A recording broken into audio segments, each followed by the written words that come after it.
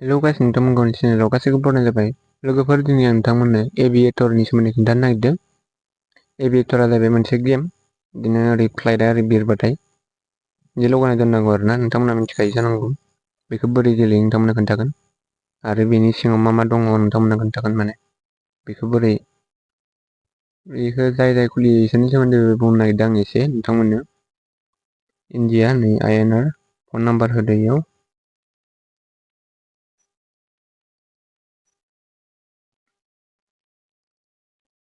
Account मोनसे choose खालामनो खोन्थादो, बेखौ होनोसै आं। गुगोल साइन आप खालामनोसै आरोना आं लोगोफोर। कन्टिनिउ थुबाय।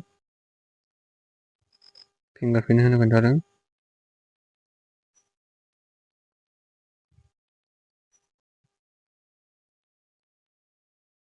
कन्टिनिउ थुदो।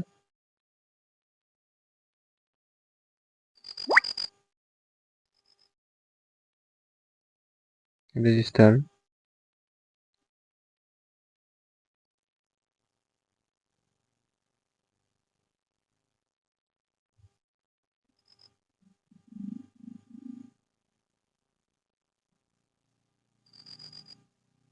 लगइन जाबाय नै लोगोफोर।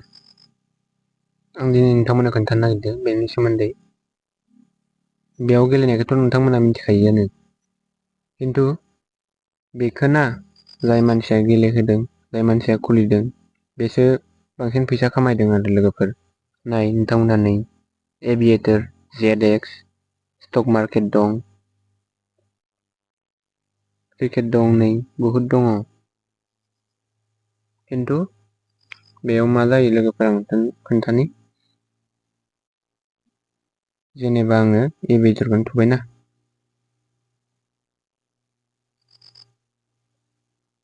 डिप'जिट खालामनो खोन्थादो। आंनावथ' फैसा गैया दा।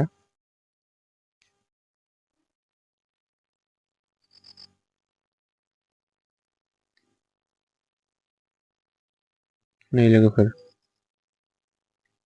बेट 10 रुपिस ना। बेयाव आं जेथिया फैसा सोनानै बेट खालामगोन ना, नैबे फ्लाइटआ ओरै गोजौआव थांगोन लोगोफोर। नै 1.3x नै लोगोफोर।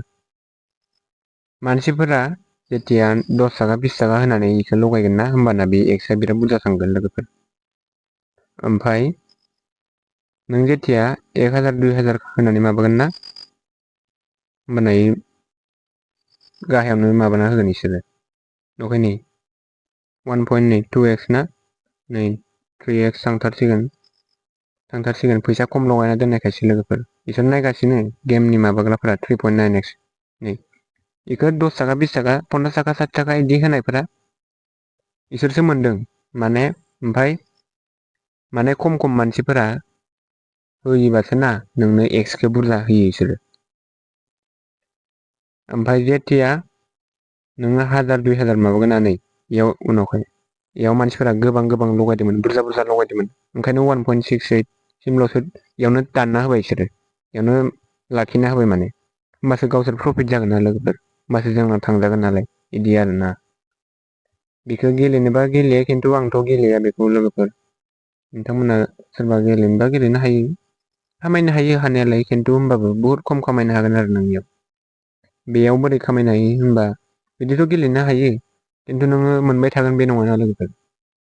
नों मालाबा फैसा बुरजा खामायनोबाथाय इयाव नोङो मालाबा 100 200 1000 500 बिदि लगायगोन ना नोङो। होमबानाथ' नोङो फैसानि थाखायसो नों लगायदोंमोन नालाय मोनगोन साननानै। खिन्थु नोंना नै 1x 2x सिमावनो दानना होयोबा नोंनाथ' प्रफिट गैला लोगोफोर, थांजोबलायबाय बिदि आरो। जेथिया नों 10 थाखा 20 थाखा लगायगोन ना, नोंनो 10x बिदिबो लांनो हानाय इसोर बोरैबाबा। थाइसे थाइनै लगायबानो नों बुहुद माबायाव लाङो माने, बिराद एक्ससिम लाङो इसोरो। नोंथांमोननो खोन्थाबाय आं। नै 9 नै 10 आं होनदोंना लोगोफोर, 10 11 नै 10 20 थाखाल' लगायनो हायो लोगोफोर। ओंखायनो खम नालाय जेबो नङा, इसोरो इसेबां होनो हायो 20x सिम होनो हायो, 20 30x सिम होनो हायो। जेबो लस जाया, थाइसे थाइनै लगायदों नालाय। नै होमबा नै नायदो, नै आं नै 40 थांबाय नै लोगोफोर। नायबाय था, नै दावखोलांगासिनो नै नाय लोगोफोर 74 सिम थांदों नै नाय। नै होमबा जेनेबा आंनियाव 500 लगायदोंमोन दे लोगोफोर।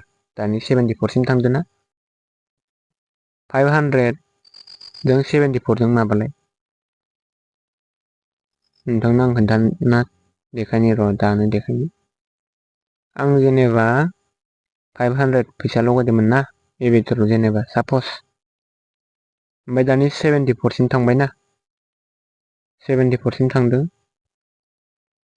74 होमबा 500 लगायनो मोनबा आङो 74 बाथाय 37,000 मोनगौमोन। खिन्थु बिदि मोना लोगोफोर। मोनगौमोन दै मोनगौमोन। खिन्थु बिसोरो 500 गाहाम लगायदों नालाय बुरजा लगायदों नालाय 74सिम गाहाम बिसोरो लाखिया। बिसोरो आमोखिया बेसे लगायदो साबेसे मानसिया बेसे 1000 लगायदो। साबेसे मानसिया 10 थाखायाव लगायदो साबेसे मानसिया 20 थाखायाव लगायदो। बिसोरनाव देखायहैजोबखायो अलरेडि। ओमफ्राय बेखौ नायनानैसो बिसोरो माने ओरै उन सिगां ओरै नायजोबनानैसो बिदि खालामो माने लोगोफोर। होमबा नै बेयावथ' बेखौ 37,000 जागोनबाबो आं मोनखालामोन। मानो होनोबा बे 74 गाहामसिम थाङामोन। 10xबो थांनाय नङामोन इयो। 2x 3xआवनो दानना होगौमोन बिसोर लोगोफोर। बिदि आरोना। नङाबा गावसोरना प्रफिटआ जानाय नङाना जोंसो प्रफिट जाजोबगोन बिदिबा लोगोफोर बिदिसो माने। बिसोर गावसोरनि गोसो बायदिसो खालामो लोगोफोर। होमबा आंनियाव 10 थाखा लगायनाय मोनबा दहाय 10 थाखाफोरसो लगायखादो इखो ओंखायनोसो 74 गाहामसिम माबाना होदों नै 740 रुपिस जायो। होमबा बै 37,000आ देरसिन ना नैबे 740 देरसिन नायदो होमबा लोगोफोर। दानि बेसेमोनलाय लोगोफोर 37,000 ना 37,000 माइनास 740 36,000 नै होमबा बेसे फाराग दं नुखो नै 1.9ल'। बेयाव बिसोरो बुरजा लगायदोंमोन मानसिफोरा। जाय बुरजा लगायबाय बेना गैला बे खामायनो हाला। मिथिबाय लोगोफोर। ओंखायनो नोंथांमोना गेलेबाबो नोंथांमोनखौ आं मोनसे साजेस्ट खालामगोन 10 थाखा बा 20 थाखा 50सिम बा 100सिम जेन थेन इसेबांल' लगाय। बेनिफ्राय बारा लगायनाङा लोगोफोर। अके नै 1.9 दहाय 74 गाहाम थांदो। दहाय खम फैसा लगायना दोनदो ओंखायनो थांदो। दा नै बुरजा बुरजा लगायदोबाथाय नोंनिखौ नायबाय थाखागोन बिसोरो। नै बिदि आरोना लोगोफोर। नोङो जेसेबां फैसा बुरजा लगायगोन एसेबां थाबनो इसोरो दानना होगोन नोंनिखौ। ओंखायनो बुरजा लगायनो नाङा लोगोफोर। बिदि आरो लोगोफोर। माने नोंनिखौ नायबाय थाखायो। नोंनिखौल' नङा बहुद मानसि गेलेगासिनो। बिसोर नायबाय थानो हायो माने कम्पिउटाराव इसोरना जाखांजोब्बाय थाखायो बिसोरो अलरेडि नायबाय थाखायो लोगोफोर। आंनियाव 500 लगायबाय जेनेबा प्लास खालामनानै नै प्लास खालामनानै बिदि माबानो हायो लोगोफोर। जुदि नोङो बारा एमाउन्ट लगायबाय होमबाना नोङो थांजाबाय आरो लोगोफोर। बिदि इसोरल' बांसिनल' खामायग्राया जाय मानसिया नैबे गेमखौ दिरुनदो बेसो बांसिन खामायो लोगोफोर बयनिख्रुइबो। ओमफ्राय सेकेन्डआव स्पन्सार होग्राफोरा जेनेबा गिदिर गिदिर इउटुबारफोरना नों आं जेनेबा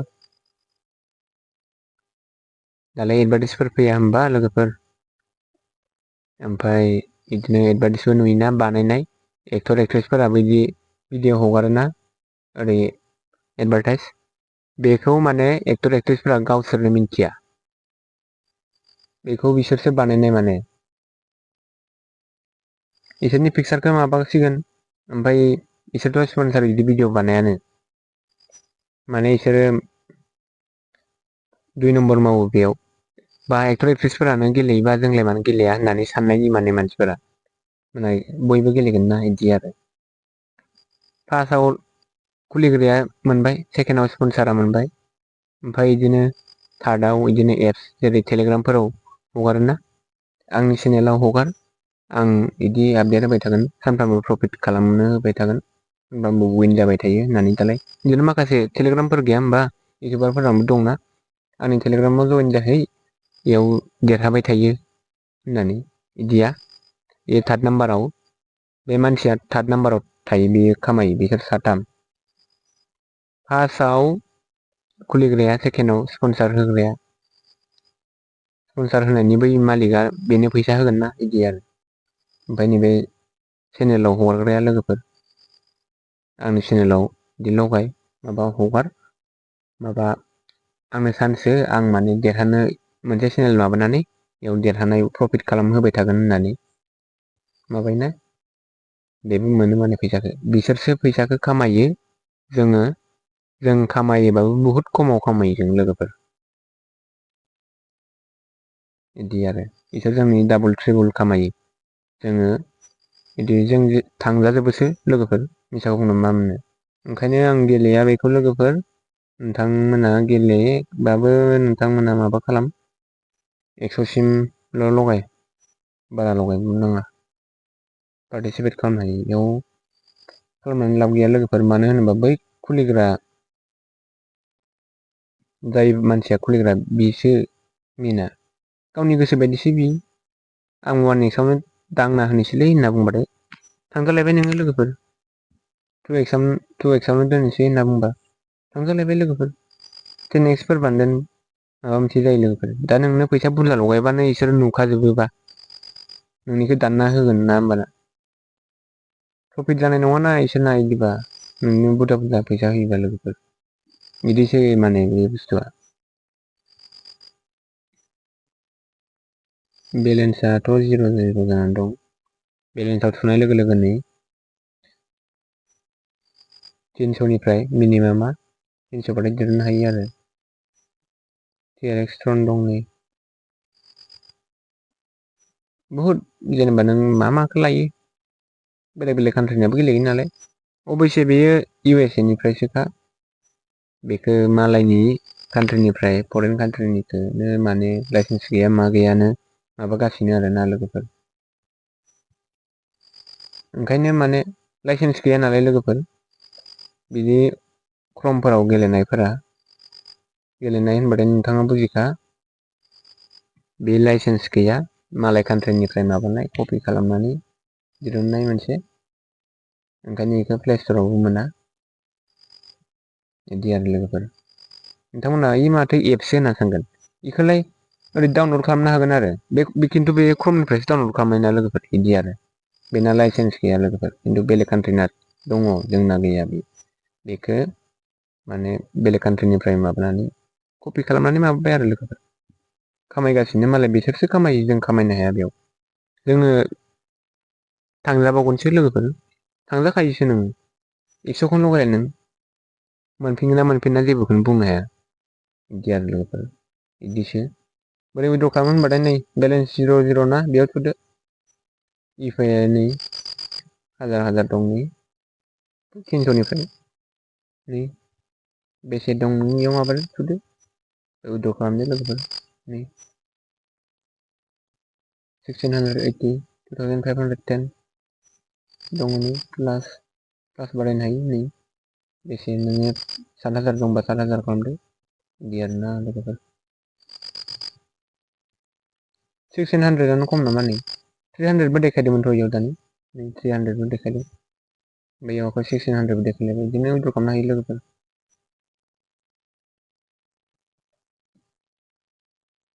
बिदि आरोना लोगोफोर। आंथ' बेखौ गेलेनो गोसो गैया लोगोफोर। नै 900बो दं नै। 300आनो लास्ट नै। ओरै माइनासआव थुबाय था लोगोफोर, ओमफ्राय नों बारायनोबाथाय आगदाखै क्लासाव थुबानो जाबाय। बिदि गेलेयो लोगोफोर। बेखौथ' आं बारा थिग मोनाखै, नोंथांमोनहा गेलेनोबा गेलेनो हागोन लोगोफोर।